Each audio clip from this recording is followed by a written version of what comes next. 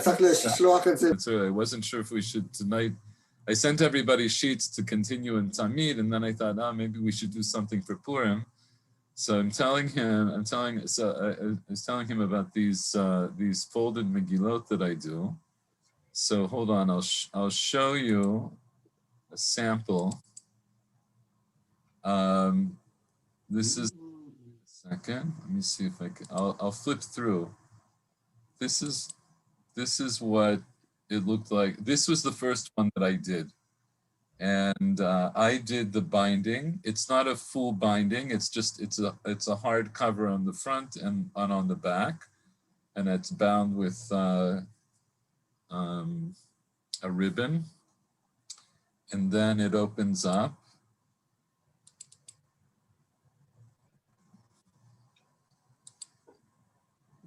Oh, yeah, you can see that. Okay. It opens up, and this is an 11-line Megillah, which, since we are talking about Purim, so I'll explain to you why an 11-line Megillah.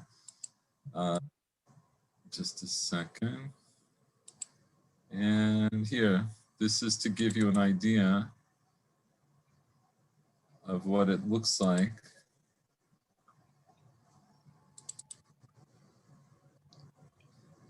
When it's open. Wow. But you hold it in your hand like a book. You can hold it in your hand like a book. But I'll show you one of the more recent ones I did. Here, this was the second one that I did for him. And this one, he wanted 42 lines.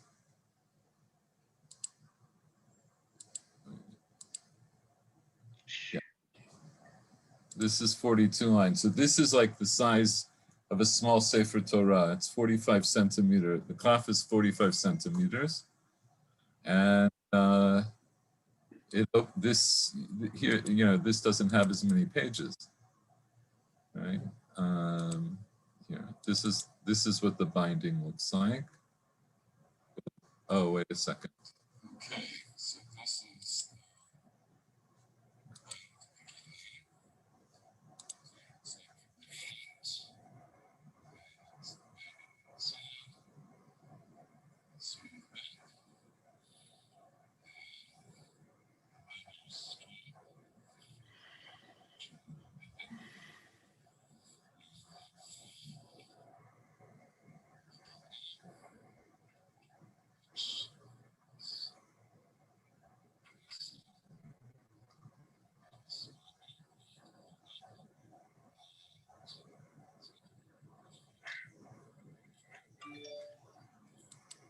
Yeah, so that's it.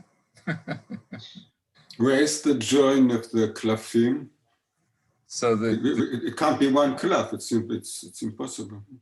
No. So the thing is, you write it on klafim, and you stitch it the same way, but instead of rolling it, you fold it. Here, a second, I can show you the one that I'm writing right now. This is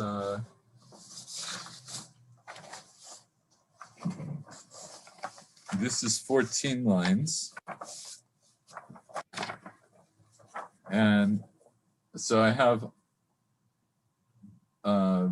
this is the opening. This is the 14 lines works out to 30 columns. So what I'll do is I'll fold it here like in half, and then I'll fold it again like that. I'm not going to fold this yet, but it'll get stitched to the next one. Most of the rest, the first, the opening columns, the opening sheet is 3 columns. Then there's 4 columns, 6 times 4, and then another 3 at the end. And then there's some extra cloth at both ends for the binding. So yeah, it gets stitched together like normal. When it's the same kind of cloth as a Sefer Torah. Yeah, it's the same thing. Yeah. Much the same thing. It requires more planning, so that so the folds come out nicely. Mm. Yeah.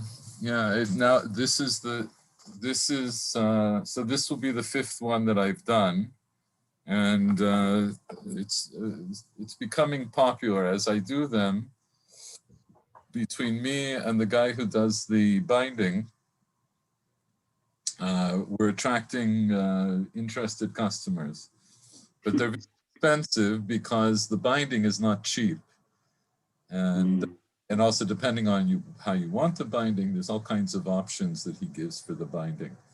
So yeah, but it's so according to this rabbi Rav Broid, he holds that this is what I'm summarizing. I can send you the link if you want. He wrote the essay in English, but he says that this was really the intention of Rishonim. I'm not sure I agree with him, by the way, but I didn't get into it with him. He's a very interesting guy, very, very interesting guy. It's a Talmid Chacham Mamash, like Yadua.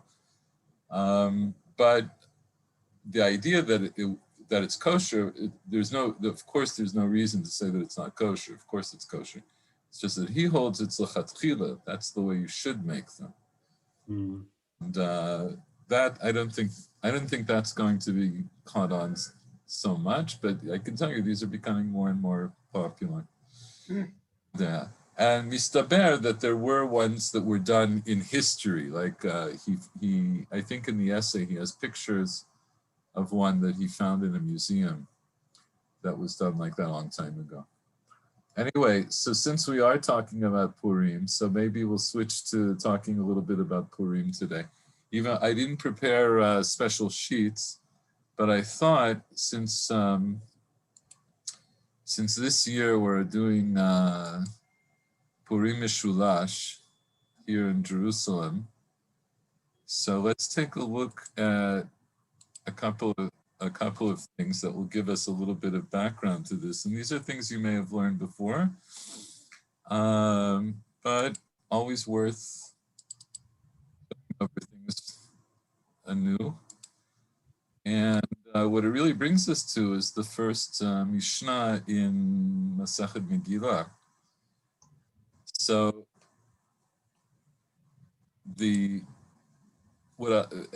by way of introduction, it's very interesting. You learn Masechet Megillah and you learn the Gemara. One of the things that's exceptional about the Masechet and about Hilchot Purim in general is that throughout all the rest of Halacha, we don't learn out halachot from Nevi'im and Ktuvim. The Gemara calls Divrei Nevi'im, it's called Divrei Kabbalah. That's when the Gemara uses the term Kabbalah, it means like from the Nevi'im. It was received from the Nevi'im.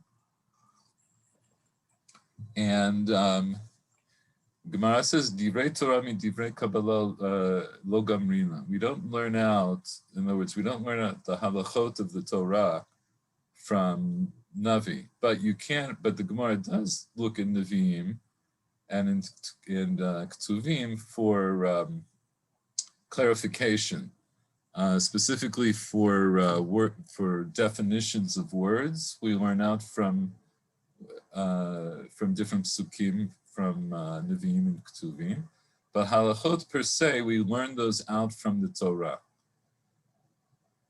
The exception is Megillat Esther. Now we're not learning out words of Torah per se, because the dinim of Megillah and the dinim of Purim are all midrabanan. But the way the Gemara treats Megillat Esther is very similar to the way Chazal treated the Torah. That is, they learn out halachot by darshaning psukim in the Megillah. So one of the first instances of this, it has to do with when we celebrate Purim. So this is the first Mishnah. It says Megillah Nikreit be'achadasar. Oh, hang on a second.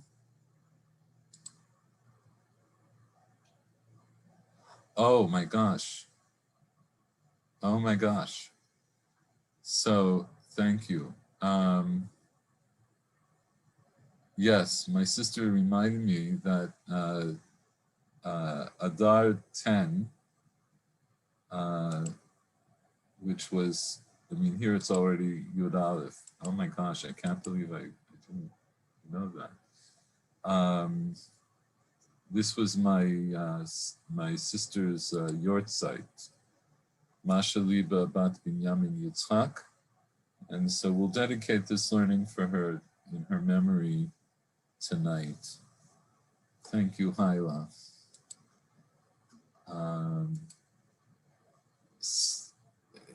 Yeah, and she also notes that her birthday was Shushan Purim, which will be this Shabbat. Okay, and she very much liked Purim. I can tell you that. Megillah nikret ב-11, ב-12, ב-13, ב-14, ב-15, לא פחות ולא יותר. So the Megillah is read on the 11th, on the 12th, on the 13th, on the 14th, on the 15th, not less and not more. In other words, these are the days that one can read the Megillah, but not everybody can read them on these days. As the Mishnah will explain, it depends where you live and what your grouping is. So the Mishnah explains, Krachina mukafin chomam yemot Yoshua bin Nun, korin b'chamisha asar. So cities that were walled from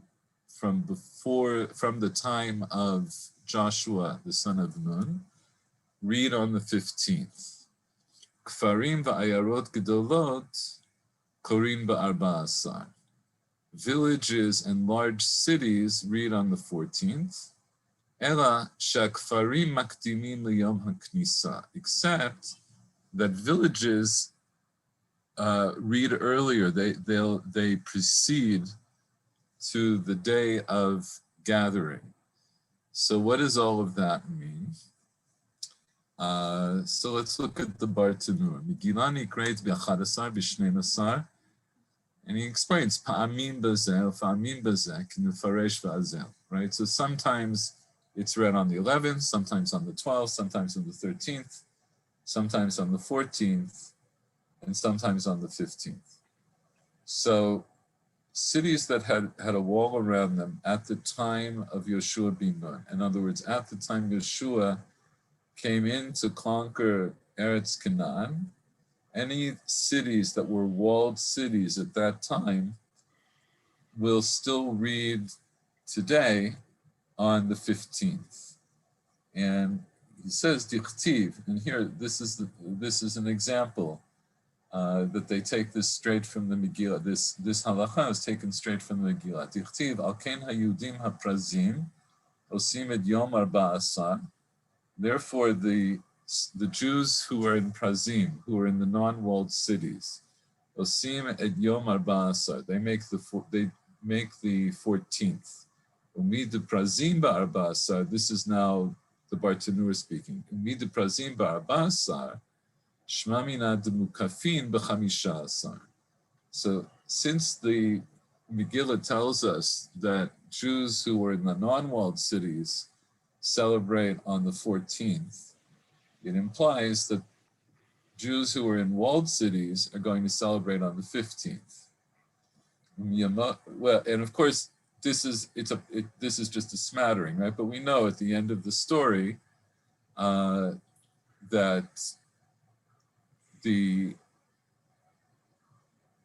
what's the chronology? What was supposed to happen on the 13th?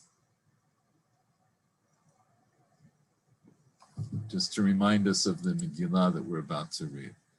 What was the significance of the 13th of Adar?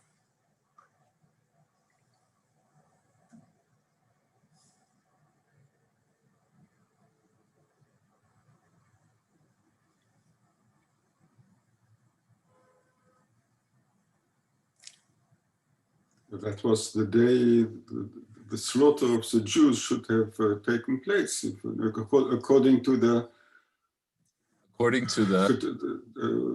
this Igeret which Haman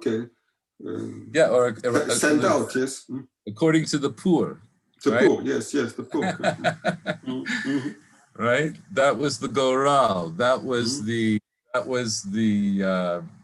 lottery that he using the lottery that he used. He picked goralot, and the goral fell on it fell on the 13th, and that's the day that all of the Jews were supposed to be killed. And instead, of course, that's the day that in light of Haman's downfall and the rise of Mordechai. So what happened? Esther goes to the king and says, can you cancel this edict against the Jews?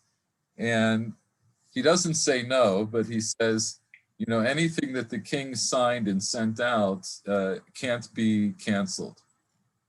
Right. So, but he also immediately implies to them that they can make their own edict. So they make an edict that the Jews can fight. They can rise up and defend themselves. So that's what happened. So they all gather together, and that's the first day of this kind of war, this kind of civil war. And the Jews are triumphant, and then they celebrate on the 14th, but in Shushan, they ask to go for another day. Another day, yeah. So in memory of the idea that this is the part of the Megillah that people tend not to pay attention to anymore, because you only have the name of Haman once more, so you're not banging your gragar, and it's already after the Aser B'nai Haman. But B'his Damnut, someday maybe next year, if I remember, we'll go through that carefully to see exactly what happened and different interpretations of exactly what happened. But in the wake of that, of the first Purim, right, which took place then on the 14th and the 15th, then Mordechai and Esther established that as a holiday to be celebrated in the future. And the Gemara talks about it here in the Masechet Megillah in the first chapter, and there's a very interesting sugya, which you may also be familiar with, where Esther, the Gemara recounts that Esther went to the Chachamim and asked to be written down for all generations, Kitvuni ladorot.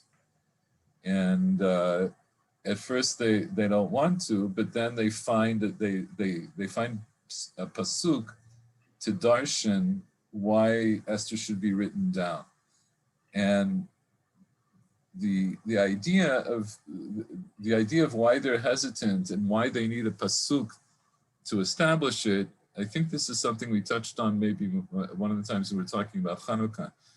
So Purim, the whole thing takes. There are things that are working against Purim, both to be established as a holiday, and also to be written down as a holy book, right? As part of it, as a canonical book, because it takes place outside of Israel after Churban Habayit, and with there's no clear Navi that's associated with it either, right? So the whole thing is, as we might say, mefukpak, like it's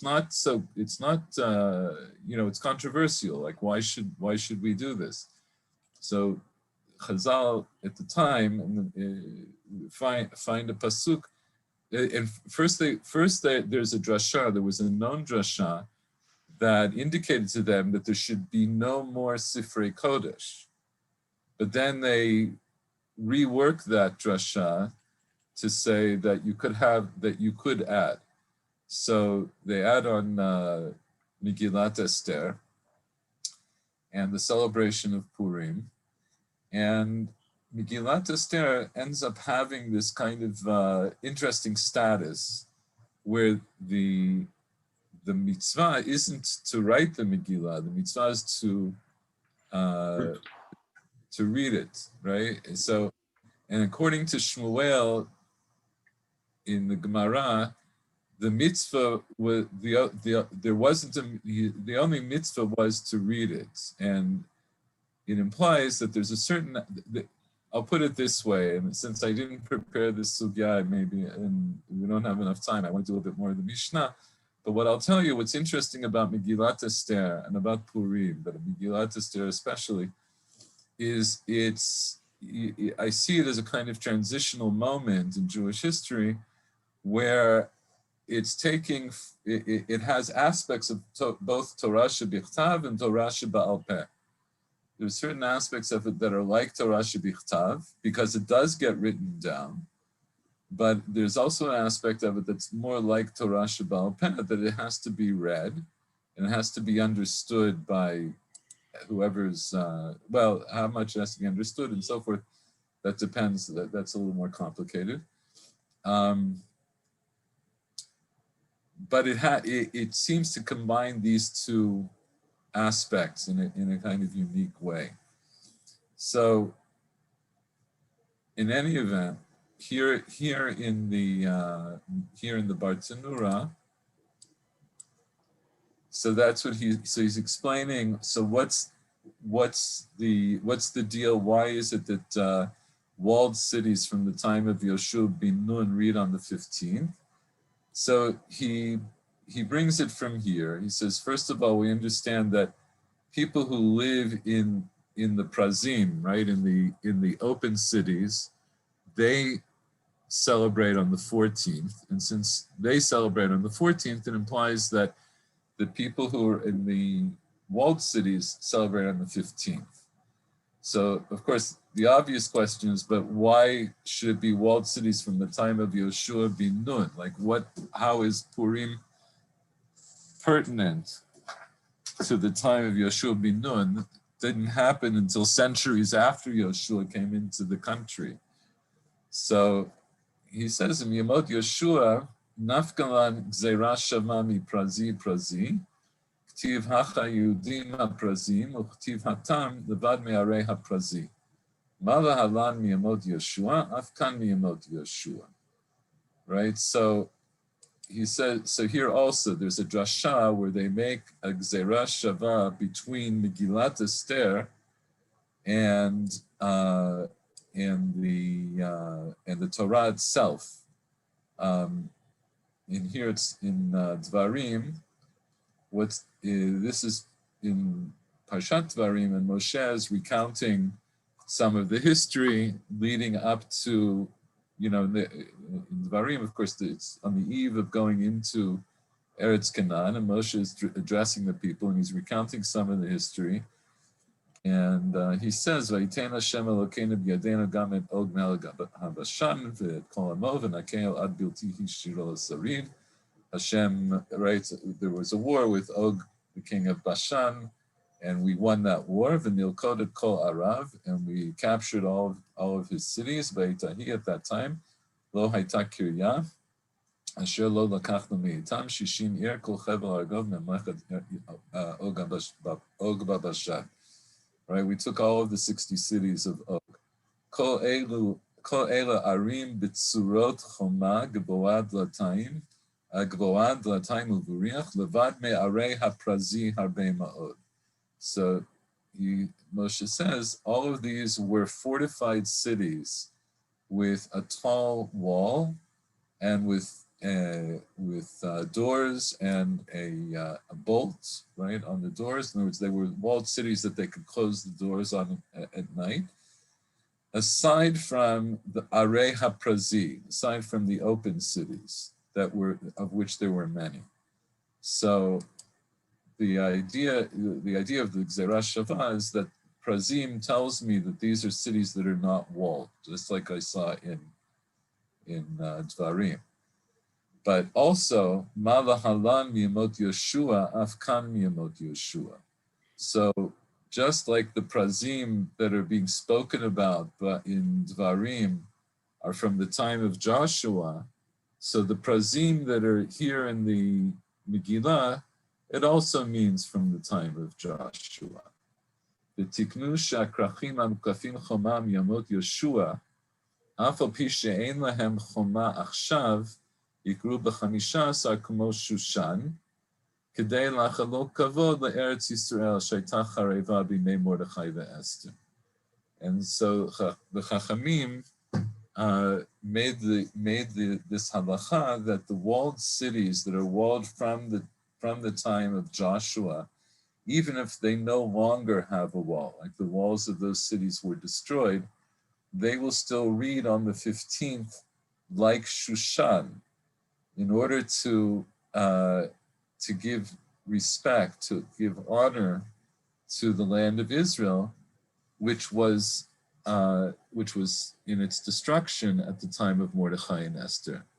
Kadeshu Korin Kivnei Shushan, so that they, in other words, the people in Israel, in those walled cities, they would be able to read like the people in Shushan. V'yechashvu ki'ilu hem krachim hamukafim, af al pi shehem atah charevin. And they would be considered like walled cities, even if right now those cities are destroyed.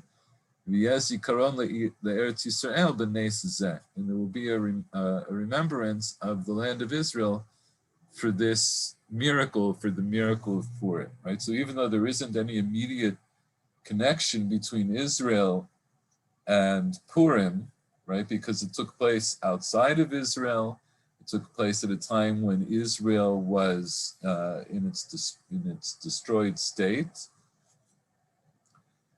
But nonetheless, Chazal, when they established this, they as I said, they found a way to establish it as a sefer and also as a holiday. And in order to honor Eretz Yisrael, so they found this drasha that to say that the walled cities from the time of Joshua should read. And then, of course, once you say, right, so the Mishnah itself only says Krachim hamukafim chomam yemot Yoshua bin Nun. So the obvious question is, so what about Shushan, right? So Shushan wasn't a walled city at the time of Yoshua bin Nun, but there the obvious answer is why would they read in Shushan on the 15th in all the years?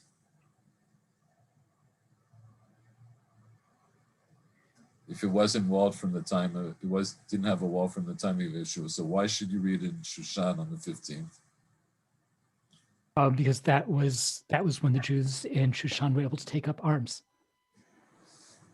That, or to put it slightly different, that was the city in which the miracle itself took place, right? In other words, so right, so this is the logic. We started off by saying, in other words, in the original Purim, in the original celebration of the 14th and the 15th, so that took place in the cities throughout the land and in Shushan, but the 15th was particularly in Shushan, right? That was only in Shushan.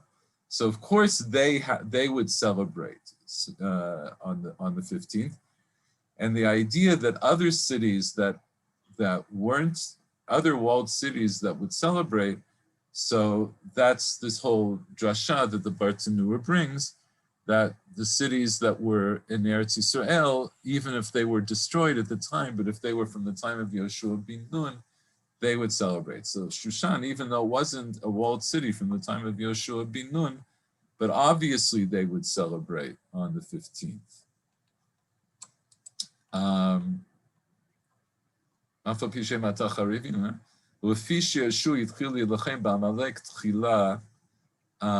Since Yoshua was the first to fight against Amalek,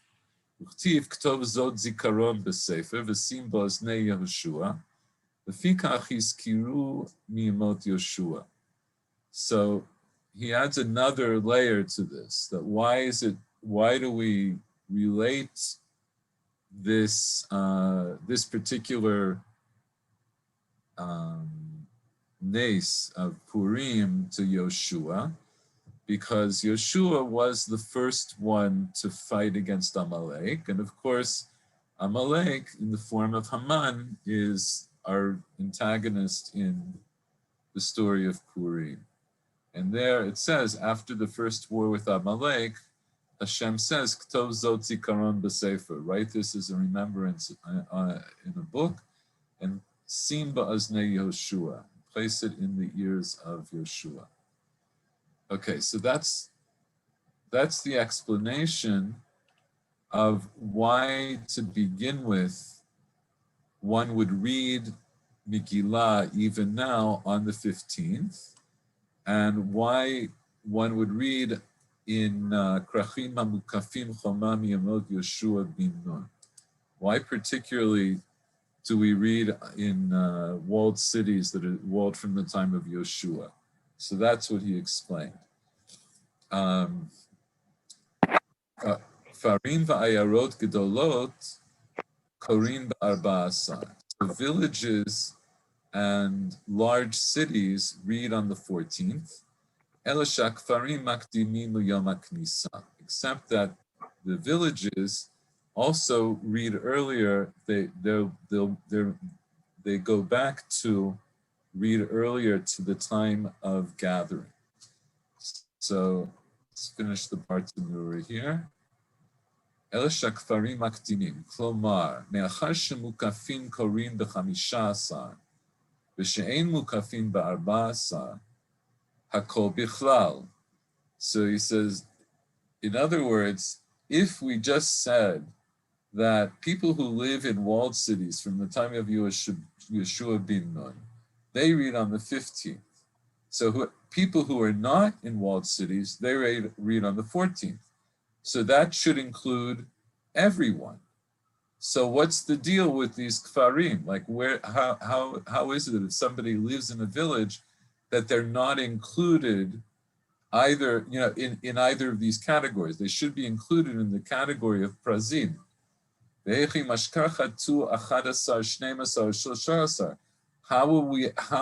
could it be that we would read Megillah on the 11th, 12th, or 13th?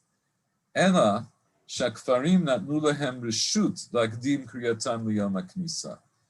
It's because they gave, in other words, Chazal gave permission to people who lived in villages to read earlier on the day of Knisa. What's the day of Knisa?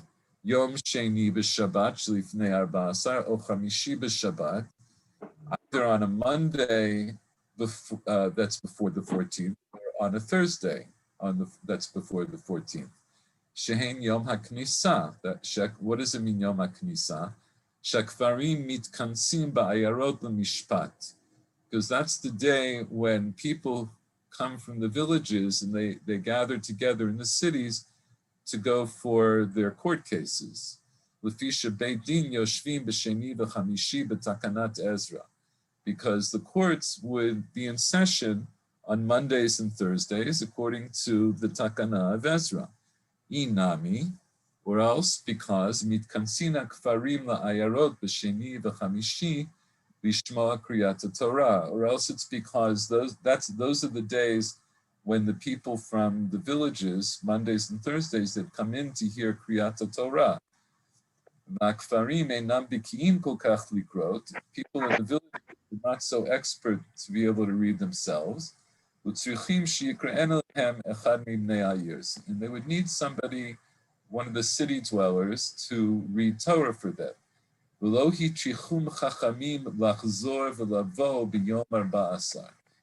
Chachamim didn't trouble them to go back and then come again on the 14th. כדי שיהיו פנויים ביום פורים להספיק צרכי סעודת פורים לבני העיירות. In order that they would be available on Purim to supply people with the needs for their Purim feasts, so people in the cities. In other words, the people who are the people in the villages. This is the agrarian population, and they're the ones who are going to be preparing food and supplying food and whatever else for the people in the cities. So they were allowed to read early. They could read before the 14th, as early as the 11th, as we see. Matsula davar zeh remez min hamikra. This is something that also they found an allusion to from the Torah, from the Mikra, from Tanakh. Tichtiv l'kayem et yimei hapurim ha'ela bizman mehem. Because this is right in the end of the Megillah, when it's talking about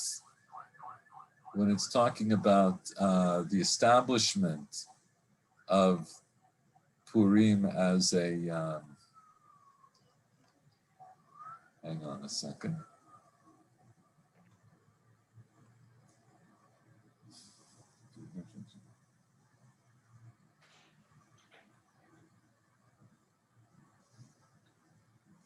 But here, so here, we'll read a few psukim just to put this in order.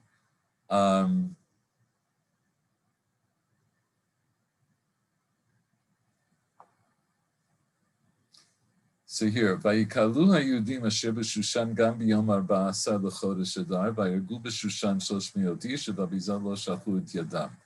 So Esther got permission for the Jews to continue the war on the 15th, and they gathered together, and on the 14th and on the 15th, and then they killed more people on the 15th.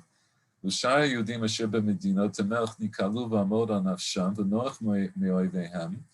The rest of the Jews in other states of the city of the king had gathered together and stood for their lives. The Noach mi'oivehem, and they were relieved of their enemies. V'harog b'sonehem, and they killed their enemies.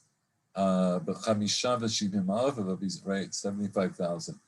And when did that happen? That was b'yom shlosha asar l'chodesh Adar. That was on the 13th. V'noach ba'arba asar. And they rested then, their relief was on the 14th. V'yasau tel yom mishtem v'simcha. They made it into a day of partying and happiness. V'yudim asher b'Shushan. So the Jews who were in Shushan, they gathered together on the 13th and on the 14th. V'noach b'chamisha asar. And their relief was on the 15th. So they celebrated on the 15th. So therefore, the Jews who are scattered, they're in the open cities. They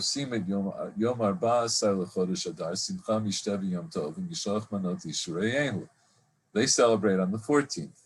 ויכתוב מרדכי את הדברים האלה, וישלח ספרים אל כל היהודים אשר בכל מדינות אחשוורוש, הקרובים הרחוקים. So Mordechai, apparently then, in that year, he writes these things down. He sends out writs to all of the Jews and all of the parts of the kingdom of Achashverosh, near and far, לקיים עליהם להיות עושים את יום 14 לחודש אדר ואת יום 15 בו בכל שנה ושנה.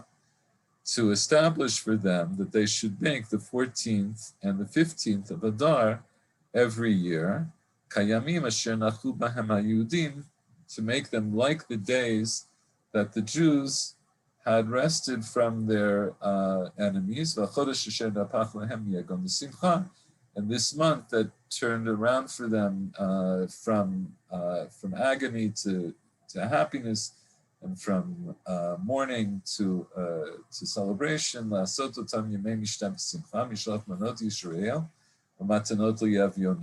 And he adds in, not only are they supposed to send portions, each person to his neighbor, but they should also give gifts to the poor. So this is the Lekayim that the Bartanur is referencing here. And this is, what's the remez here? So what's the problem? In the pasuk itself, it sounds like the only days that we should be celebrating are the 14th and the 15th. So what's the kayem in Yemei Purim Hayo bizmanehem? Ve'ilo takun Mordechai ve'Esther el 14 v'chamishas haktuvim b'mikra. If it was true that Mordechai and Esther only fixed the 14th and the 15th that are written in the pasuk, lemakra bizmanam, then the Megillah should have written. In other words, if the only days that are being referenced for celebration are the 14th and the 15th, it should have said that he established for them the days of Purim bizmanam, in their time, right? In other words, into their time respectively. Lemakra bizmanam, maizmanehem. What does it mean in their times? Shma mina od shnei zmanim acherim chutz me'otan haktuvim b'Megillah. So it implies that there's another 2 times that are beyond the ones that are specifically written in the Megillah. U'shlosha, so that gives us 2 more days. So that would give us maybe the 11th and the 12th. U'shlosha lo tzarich kra l'irbuye shehe yehe ra'uye kriya. I don't need a special pasuk to learn out that I can read on the 13th. She'ikar hanes bo haya, because the main miracle took place on the 13th. Shebo nikalu lihinakem yoivehem, because that was the day that everybody gathered to take their vengeance on their enemies. Bein b'Shushan, bein b'Shar Medinot, whether in Shushan or any other part of the countries. And that was the one day that all of the Jews everywhere in all of the Medinot of Achashverosh stood up and fought their enemies, was the 13th. So obviously, I don't need a pasuk for that. That's implied. So therefore, it must be that the Torah, that the Megillah in that pasuk is coming to add in only 2 more days, and I need on the 11th and on the 12th. Ve'en lomar derabe shishasar v'shivasar, and so maybe you'll say, why did you go backwards? Why not go forwards? Why not add in days after the 15th? Why not the 16th and the 17th? That are after the 15th and the 14th and the 15th, that are written in the Megillah. The Amakra, because the pasuk there says v'lo ya'avor, right? These are the days that they should be celebrating, and v'lo ya'avor, and they shouldn't go past it, is how the drasha understands. Ya'avor could also mean that they shouldn't transgress it.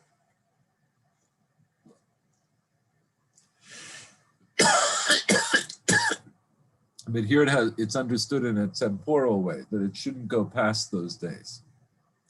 So this, by the way, this is essentially one of the first sugyot in the Masechet, and that's the basis for this idea that we have multiple days to read. So how does it work out practically? Ketzad, Mishnah Bet. Chaliyot Yom 14 b'Sheni, Kfarim v'Ayarot Gedolot Korim Bo Bayom, Mukafot Choma L'Machar. So we start off with a simple example. If the 14th falls out on a Monday, so people from the villages and the large cities read on that day, because it's the 14th, and it's also a Yom Knisa. It's also a day when people from the villages are in any event going to be in a city. Mukafot choma l'machar, and the people who live in the walled cities will read on the next day, which is the 15th. Chaliyot b'shlishi or b'revi'i, if it falls out, if the 14th falls out on a Tuesday or a Wednesday, kfarim makdimim l'yom ha'knisa, so the people from the village, they will go earlier and read on Yom HaKnisa. In other words, they'll read on Monday. So if the 14th is Tuesday, that means that they'll read on the 13th on Monday. And if the 14th is on a Wednesday, that means they'll read on Monday, which is the 12th, right? So that's how we get an example of where they read on the 12th or on the 13th.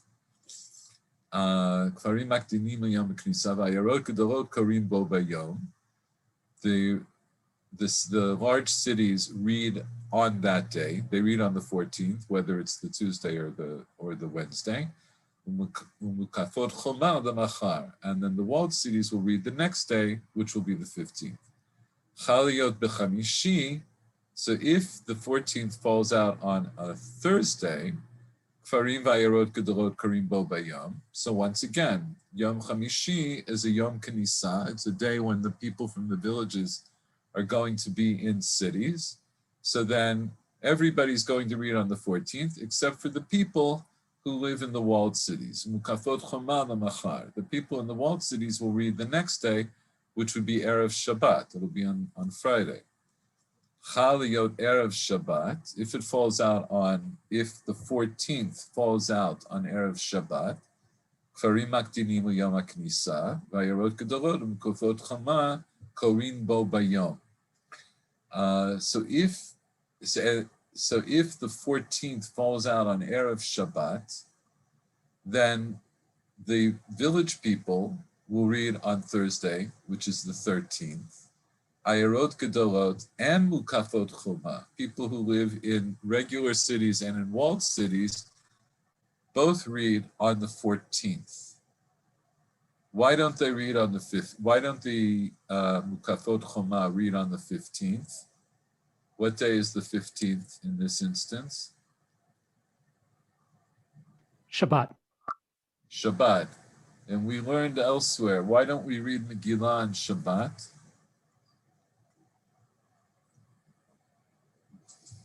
Because the Megillah might be carried. Correct. Right? We said, right, we don't blow shofar and we don't shake lulav and we don't read Megillah on Shabbat because Chazal were worried that people might carry these things without an eruv, right, which was the norm, on Shabbat. They might carry them in the Reshut HaRabim because not everybody knows how to read the Megillah, and maybe somebody would carry it to somebody else in order to learn how to read it or to have it read.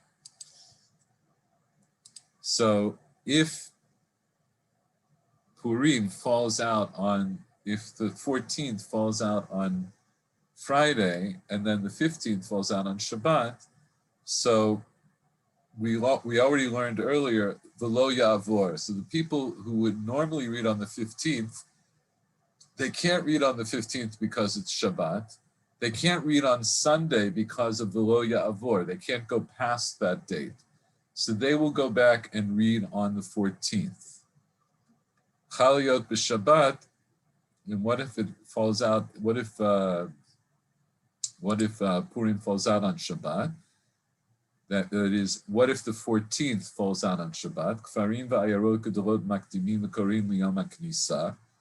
So the village people and the city people, they're going to both read earlier on Yom HaKnisa, on the Thursday. So, in other words, the people who live in villages, that's the norm for them to read on a Monday or a Thursday. And for the city people, you might argue, why don't they read on Friday? But in Kfar, they go back and read on Yom HaKnisa. Mukafot Choma l'machar. The walled city people will read the next day, which is Sunday, which is the 15th, and that's the normal day for them. Chaliyot achara Shabbat. If it falls out after Shabbat, in other words, if Purim falls out on a Sunday, if the 14th falls out on a Sunday, Kfarim makdimim yom haknisa, so then the Kfarim go back to Thursday. So what date would that be? If the 14th is a Sunday, So what date is the previous Thursday? 11th. 11. That's the 11th. So that's the time, right? So we said in the beginning of the Mishnah, Megillah nikret b'achad asar. That's when Megillah could be read as early as the 11th.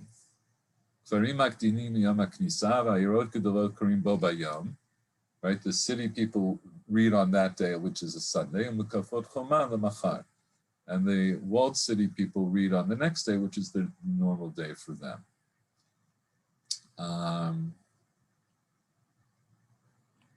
Just a second.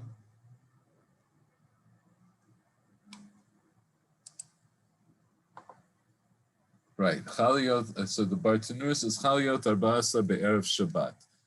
So what happens when the 14th falls out on a Friday? Ayarot Mukafin Korim Bo Bayom. The cities and the walled cities read on that day. Why? Shein Kriyat Megillah b'Shabbat, because you can't read the Megillah on Shabbat. Gzeir Shemi Yitlana b'Yado v'Yavirena Arba Amot b'Reshut Rabim. It's a gzeirah that somebody might take a Megillah in their hand and carry it, have it pass over for more than 4 amot in a public domain. V'im ya'achrena ad achad b'Shabbat, and if you would wait and have them wait until Sunday, hava le'shishasar, that would be the 16th. V'amar kra, and the pasuk said, v'lo ya'avor, you can't read it later.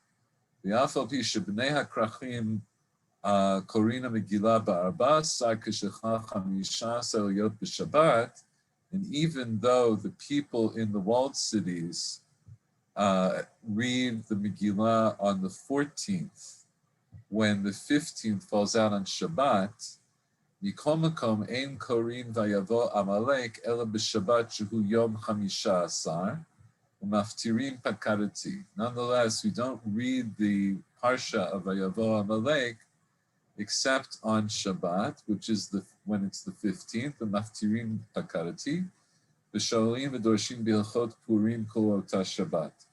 And we ask and darshan about the halachot of Purim for that entire Shabbat. Usudat Purim, Ita Amri Da'avdi Biyom Arba Asar Shabo Korina Tamigila. So the Suda of Purim, so some people say you do it on the 14th, the same day. In other words, so this is our issue here in Yerushalayim. If the 14th falls out on Erev Shabbat, that means the 15th is on Shabbat.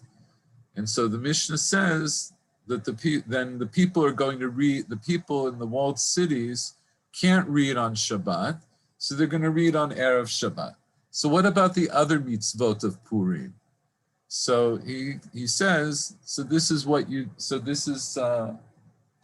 happens. Sudat Purim. So he says on the Shabbat itself, he says this is what you lane and this is the haftarah, and then he says, but the Suda of Purim ita amri da'avdila biyom arba'asar shebo korina Megillah. So the Suda, some people say that the people who were in the walled cities, they should make their Suda on the 14th, because that's the day they read the Megillah. Shabbat. And some people say that they put it off and they do it after Shabbat, in other words, on Sunday. V'hachi mashma b'Yerushalmi, and this is what's implied in Yerushalmi, the Sudat Purim shechal liot b'Shabbat ma'achrin v'lo makdimin. From the Yerushalmi, it sounds like that Purim that falls out on Shabbat, you make the Suda after Shabbat, and you don't make it early. According to everybody, you don't make the Sudat Purim on Shabbat, even though it's different than the Megillah. In other words, we understand why we don't make why we don't read Megillah on Shabbat, but we also don't make Sudat Purim on Shabbat.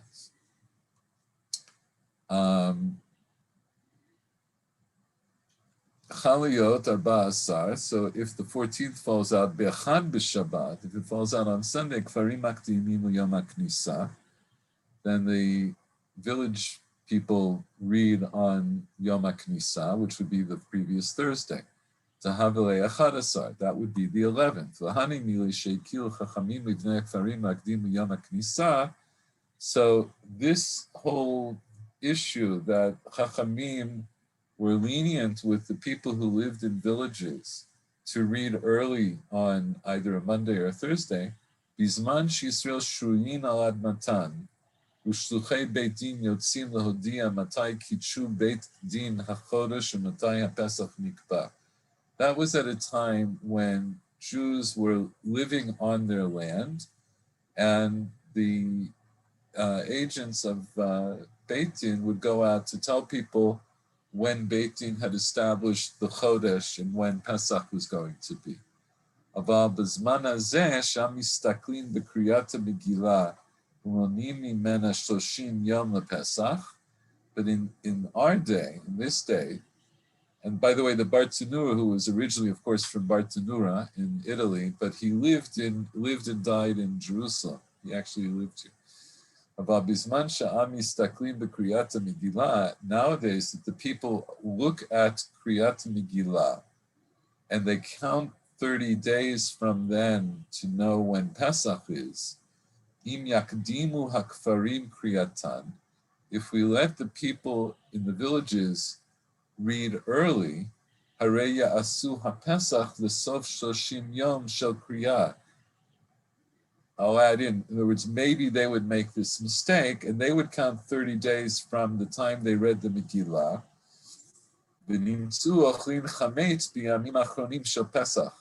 And what would happen?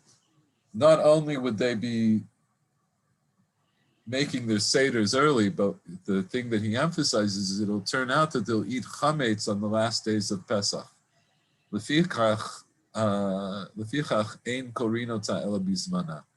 Therefore, we only read it in its time. This whole explanation that the Bartanura here is giving is an explanation of a line in the Gemara. It's actually in the first Amud of the Gemara that says that Bizman Hazeh, Bizman Shemistaklim Bo, that at the time that they're looking at it. And there's a whole discussion in Rishonim about exactly what this means. So this is his understanding of what it means. But the idea is that the Gemara does say that in this time already, we don't extend the reading of the Megillah beyond the days of the 14th and the 15th. So that's a lot. Wait, there was something. So the other thing I want to point out, and then I'll just show you in the Beit Yosef where we talk specifically about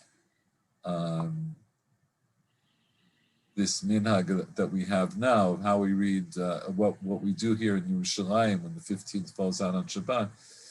But consider, if maybe you've already done this, because we've been all been through more than a few celebrations of Purim, but Purim, of course, is a completely unique holiday in that it's the only holiday that was mandated from its beginning to not be celebrated by Jews all around the world on the same day. So, of course, we have second day Yom Tov in Chutz La'aretz, but that's because of Gzeirah. That's right. We learned that when we learned Rosh Hashanah. It's because it's Feka Diyama. We weren't sure which day it was. But first of all, everybody celebrates the first day the same. And not everybody celebrates the second day, because if you're in Israel, you don't celebrate the second day. But we see in the Megillah itself, at the time of Mordechai and Esther, as a remembrance of the miracle of Purim, that was mandated to celebrate 2 days, depending on where you are at the time of the 14th or the 15th. So why do you think that is?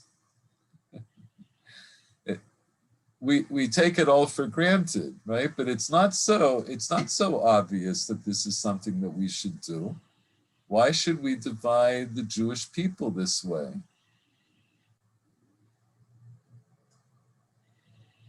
I think it could suggest two reasons. Okay. The first reason is that that's how, I mean, that's actually in some sense how we experience the actual historical events. Okay. That's Reason number one. that's a bit of a tautology, but it's okay. In other words, it's worth. In other words, Well, no, I mean, no, and but no, it's not a tautology because a distinction can be drawn between the actual Nessim, and the establishment of the holiday. They're tied to. I mean, there's a causal relationship between the two, but okay, but they're not identical. What I mean is, in other words, I'll just point this out. What I mean is that, let's say, the miracle of Yetziat Mitzrayim took place in Mitzrayim, but we don't say that only people who live in Mitzrayim celebrate Pesach. It's a universal thing for Jews all over the world. Wherever you are, you celebrate the going out of Egypt.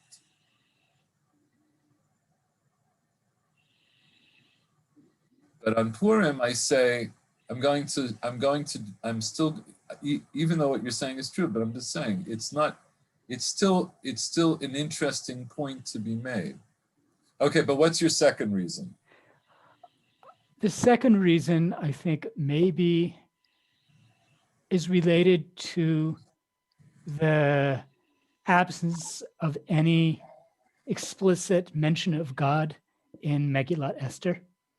Okay, how is that pertinent? And so in some sense, we are experiencing this more emphatically in historical time, in human time, as opposed to divine time. So I mean, in divine time, so for God, all things are simultaneous, or all places. I mean, God is present in all places at the same time, whereas in human time and in the time of Megillat Esther, there's a time lag. That's a very interesting twist. I hadn't thought of it like that, and yeah, it could be. I don't have a definitive answer, so I mean, I think that's something worth thinking about. I will point out, I would relate it more to the idea that at this time, as we mentioned earlier, and as you all know, the miracle takes place outside of Israel at a time when, at a time of galut. It's at a time of diaspora. The Jews are not, in fact, all together in the way they had been before the galut, right? So before the galut, the Jews lived in Israel. They lived in Yisrael and Yehuda, whatever, but they lived in the land of Israel. Now they're out. So they're not really one complete nation. And Purim reflects this reality by saying that the Jews were in themselves divided. So picking up from the historical circumstance that they were divided in this sense, they were divided in this sense between Jews who were in Shushan and Jews who were outside of Shushan in the other cities. So Mordechai and Esther, and later on, Chazal in their way, I think, pick up on this and say that this is part of what we remember when we remember Purim, that we were a divided people. And so Ad Hayom Hazeh, there's still an aspect of this which leaves us divided. And contrary to, I don't know if it's popular belief, but contrary to some people's belief, there is no way to celebrate both the 14th and the 15th. And there is no way to not celebrate one or the other. Right? I've heard different people make different claims about this. The only people who celebrate the 14th and the 15th are in certain places here in Israel where there's a safek if it was a walled city at the time of Yoshua bin Nun or not. And there are different opinions about that. By the way, includes some opinions about regarding some of the parts of the city of Jerusalem that are outside of like Ramot. There's some people who hold that if you live in Ramot, that you should read on the 14th and on the 15th, because it's a safek whether you're part of Jerusalem or not. People in certain other parts of the country also, there's a safek. So, but that's mishum safek, and you don't. And if you're reading mishum safek, you make a bracha on the 14th and not on the 15th. So just to finish off, Actually, can I add maybe one other point there? I mean, sort of Yes. following on your point, it would seem to me that we have a different kind of vulnerability, whether we're in a walled city or not in a walled city. And therefore, the nature of the nace is different depending on where we're living. well, but I'm not sure what you mean by that, because let me just understand. The people who were in Shushan were not in some way protected by the fact that they were in a walled city. No, but it's a different kind. They're not protected. It's a different kind of vulnerability. In fact, it may be a more acute vulnerability, but it's a different kind of vulnerability. Why? I mean, the case of Shushan, I mean, in the case of a walled city, I mean, the danger comes above all from one's neighbors. I mean, people who one knows. And what about if you're not in a walled city? Wouldn't it also be your neighbors? It could be your neighbors, but the quintessential danger is sort of is people coming from outside. It's an interesting point, but I'm not sure that was the reality. In other words, the original edict of Haman is that people were supposed to rise up and kill Jews all over the 127 lands of Achashverosh. So I don't know that there would have been much of an inclination for people to say, I'm going to travel to do that. I'm just going to kill my neighbor. Even though I'm not sure that of your point. I see you're trying to make the relationship between the walled city and the not walled city, but I'm not sure that I would make that distinction based on what you're saying. Okay, but let's just to finish off. Okay,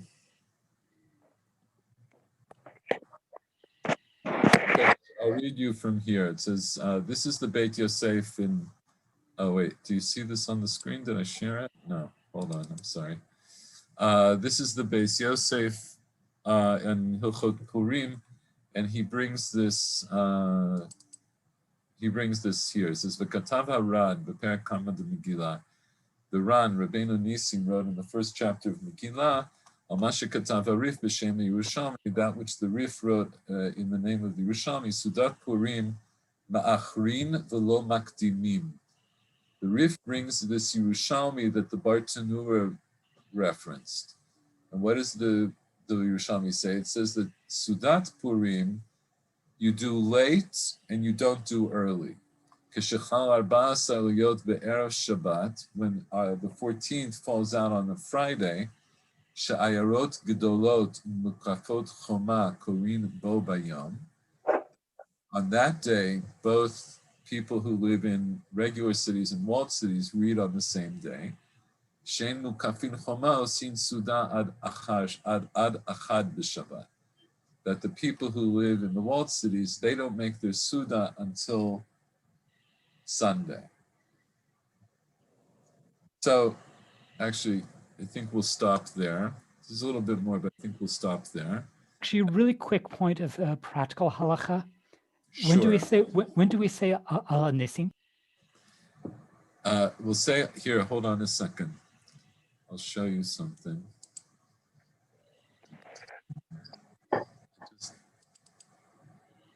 If you want, I can also send this to you. second.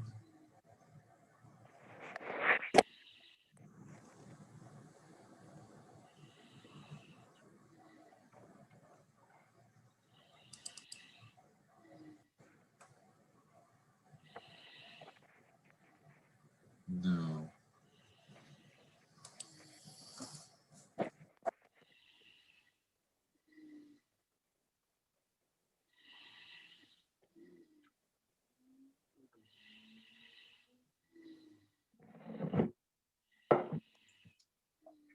Wait.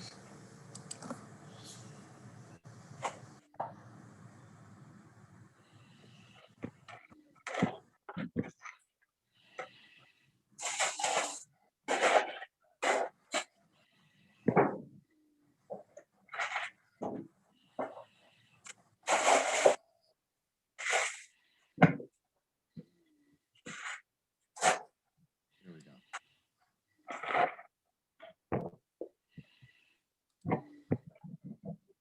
Just downloaded this today. This is a luach of all of the minhagim of Eretz Yisrael. Here we go.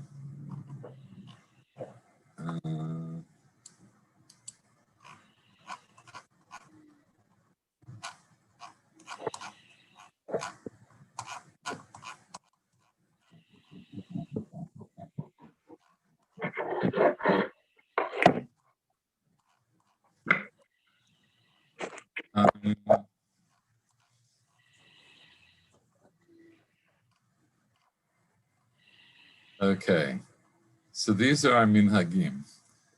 On Thursday, there's going to be Ta'anit Esther. So we do a regular Ta'anit. And then Notnim Shalosh Matbeh, just to remind you that you give the Zeichel Machatzita shekel usually, I don't know if you're going to be in shul, but you're supposed to take 3 half coins from whatever the coin of the realm is. So here will be 3 half shekels to give as a as like in memory of the machatzita shekel. You give that at the end of the ta'anit, like usually they do it at like between mincha and mariv at shul at the end of the ta'anit. And according to the Gra, it's enough if you just give 1.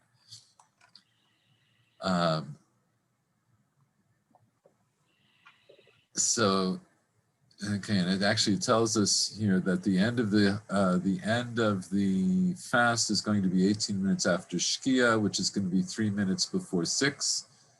You shouldn't eat though before you hear the Megillah, and but if it's very hard for you to fast, then you can taste something before the Megillah, up to a kazayit, and to drink whatever you need. Okay, Dine Purim Uzman Purim. So, just a second.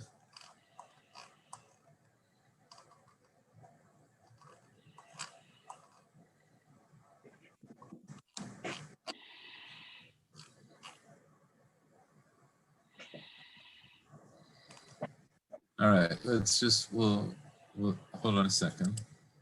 Okay, yeah, you can see this. I'll make it bigger. We might as well just go through some of these things while we're all here.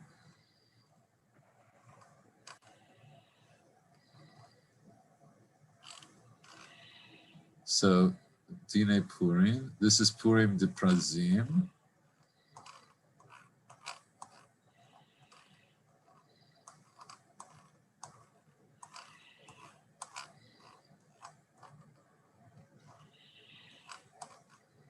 Okay, here. This is the dinim of Purim B'Shulash this year in Jerusalem. So on Friday we read the Megillah, and right in Thursday night and Friday morning we say Shoshanat Yaakov. You give out Matanot Levyonim on Friday. The reading of the Megillah is going to be the same as for people who live in non-walled cities. In Yerushalayim, we don't say Al HaNisim on the 14th, either in davening or in Birkat HaMazon. We also don't say Tachnun or Lam Natseach. Ve'enam chayivim hayom b'suda mishloach manot. And we also don't do the Suda or Mishloach manot on Friday. And the Shiur Shel Yom is this, the Shiur Shel Yom of Yom Shishi, although I think according to the Gra it was a different one. Oh no, maybe not, because the Gra had a different one for Purim. But I think maybe even the Gra held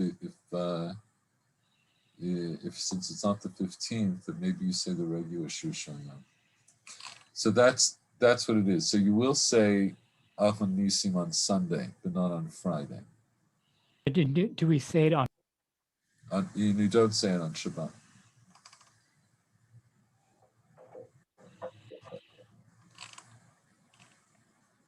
So, sorry that took so long. I should have had that geared up already. Okay. Everybody have a happy Purim. And so next week we'll continue in Masechet Tamid. Okay. Thank you. Purim Sameach. Purim Sameach. Bye-bye. Bye-bye.